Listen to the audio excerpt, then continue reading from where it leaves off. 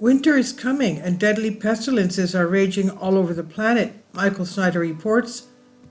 Are we heading into a dark winter, quote unquote?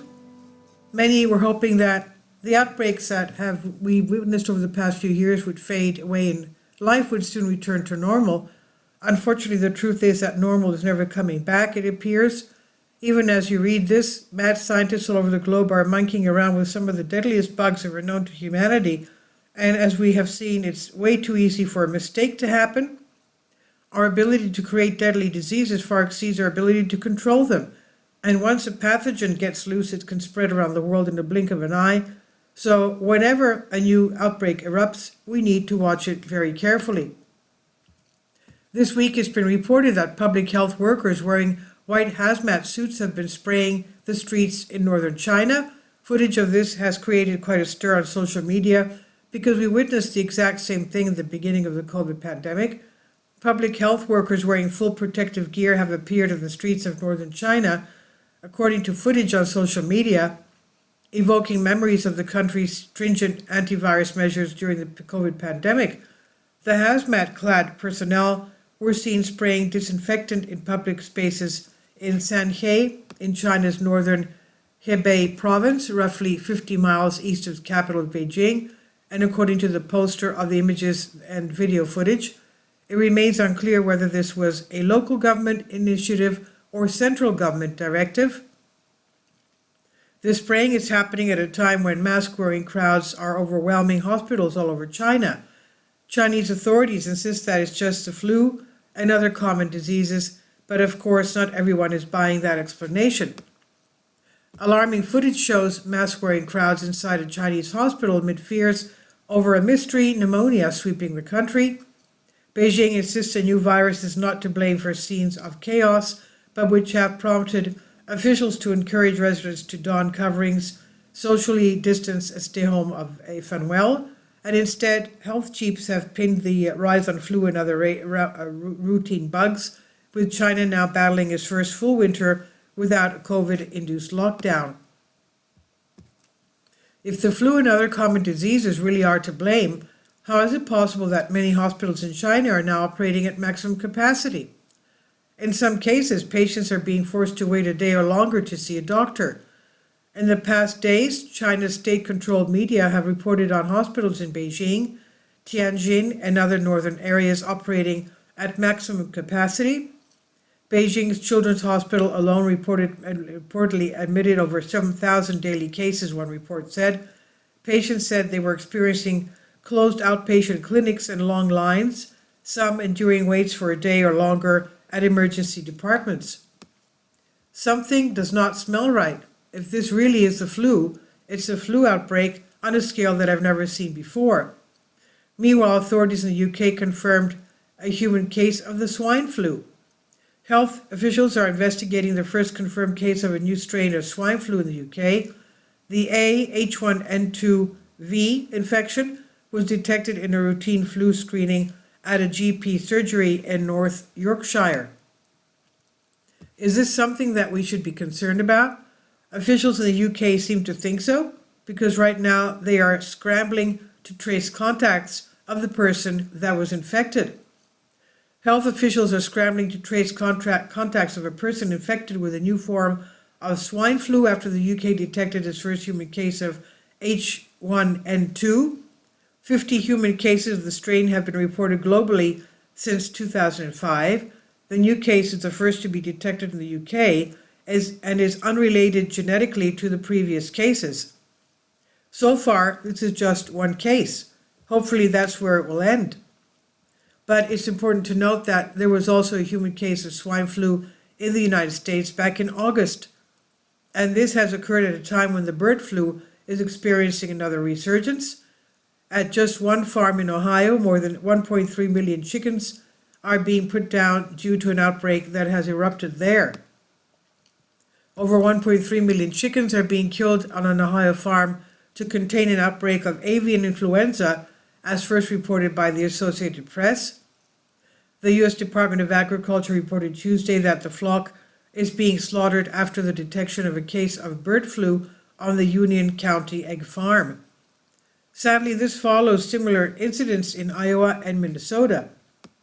This is the second farm to kill over 1 million birds this month, as a Taylor County, Iowa egg farm killed 1.1 million birds. A Wright County, Minnesota farm also killed 940,000 birds this month. Chicken and turkey are already absurdly expensive, so what's going to happen if this disease kills tens of millions of birds once again this winter? Needless to say, it is not just the US that's dealing with the bird flu. This month it's popped up again in Japan for the first time in quite a while. Japan detected the first case of highly pathogenic H5 type bird flu this season at a poultry farm in the south of the country, public broadcaster NHK reported on Saturday. The local government in Saga Prefecture will cull about 40,000 birds on the farm, NHK said, citing agriculture ministry officials it did not name. Let's just hope that the bird flu does not mutate into a form that can spread easily among people, because the global death rate for H5N1 in humans is over 50%. Of course, health officials are still wrestling with COVID. Despite all of their efforts, COVID is still very much with us. There are a couple of variants that are currently troubling authorities. Cases of EG5 increased over the summer, but it was recently outpaced in the United States by a closely related subvariant called HV1. This subvariant now accounts for 29% of the COVID cases in the US, according to the latest figures from the Centers for Disease Control and Prevention, the CDC. HV1 is essentially a variant that's derived from EG51 and previous XXB 1.5. That's just accumulating a few mutations that allow it to better infect people who have immunity to SARS-CoV-2, Andrew Pecos, professor of molecular microbiology and immunology at Johns Hopkins University in the US, told Euronews. So, what is the bottom line?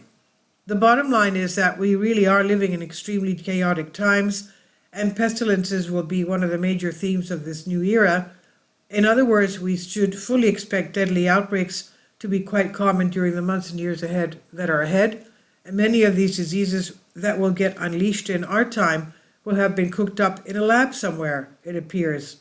So the truth is that much of the pain and suffering that we'll soon experience will be the result of nightmarish experiments that our own governments have encouraged and funded. This is by Michael Snyder. It says about the author, my name is Michael, and my brand new book entitled Chaos is now available in paperback and for Kindle on Amazon. In addition to my new book, I've written 7 other books available on Amazon, including 7-Year Apocalypse, Lost Prophecies of the Future of America, The Beginning of the End, and Living a Life That Really Matters, commissions earned. When you purchase any of these books, you help to support the work that I'm doing, and one way that you can really help is by sending copies as gifts to family and friends. Time is short, and I need help getting these warnings into the hands of as many people as possible. I've also started a brand new Substack newsletter, and I encourage you to subscribe so you won't miss any of my articles. I've published thousands of articles on the Economic Collapse blog, End of the American Dream, and The Most Important News, and the articles that I publish on those sites are republished on dozens of other prominent websites all over the globe. I always freely and happily allow others to republish my articles on their own websites, but I also ask that they include this about the author section with each article. The material contained in this article is for general information purposes only, and readers should consult licensed professionals before making any legal, business, financial, or health decisions. I encourage you to follow me on social media, Facebook and Twitter, and any way that you can share these articles with others is definitely a great help. These are such troubled times and people need hope. John 3:16 tells us about the hope that God has given us through Jesus Christ. For God so loved the world that he gave his only begotten Son, that whosoever believeth in him should not perish but have everlasting life. If you have not already done so, I strongly urge you to invite Jesus Christ to be your Savior, Lord and Savior today. This is by Michael Snyder on End of the American Dream. Please leave your comments, and thank you for your support. Support my Patreon account.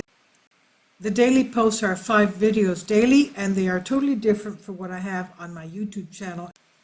Thank you so much for your support and that you find all my content so interesting. You'll find the Patreon account details in the description box below.